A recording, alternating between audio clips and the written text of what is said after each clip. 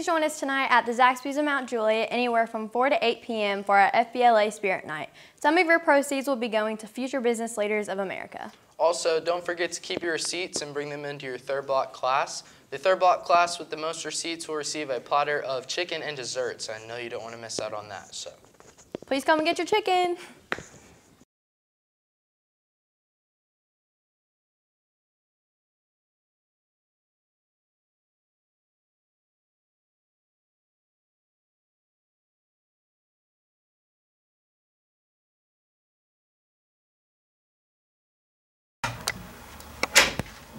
Hi there, I'm Ben Pham. I'm Sophie Stein. I'm your college representative today. Nice to meet you too. Hi there, I'm Ben Pham. Yeah, what's poppin'? Benji?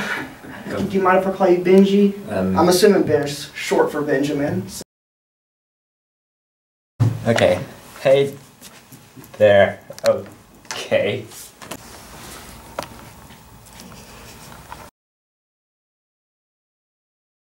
You have any questions for me?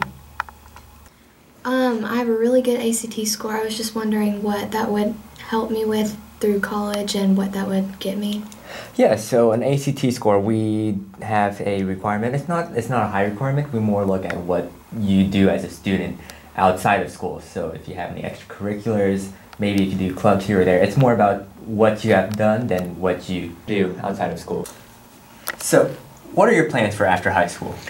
Well, I wanted to go to college because, man, I've heard that it's really fun, it's partying, man, it's really fun, but, I thought about, taking a year off or something, travel, I go to, Memphis.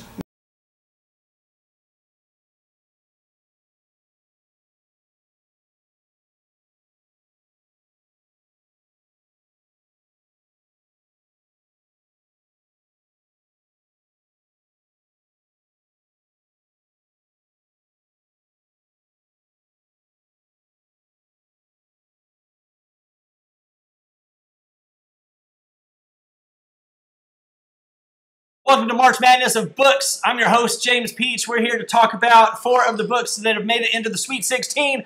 This week we have Ben Pham, Hayden McAnally, Lyndon White, and Julia Karsten. Julia, what do you have to say? All I have to say is that The Great Gatsby is a classic. It's going to be a book that's told throughout the ages, so it's probably the best book that's out there right now. Why? Too bad it's no Naruto. No, you can't even compare Naruto to a book like The Great Gatsby. It is a book that's in high school. It is being taught as a standard. It's that important. Hayden, that's a good point. What's your response? Oh, I gotta say, Naruto, it doesn't even have to be taught in high school. People are just reading it. Gatsby, you're forced. Come on. You have your rights. They are making you read Gatsby. Naruto's a bestseller, and people are doing that of their own free will. I haven't read it, but I know a lot of people who have.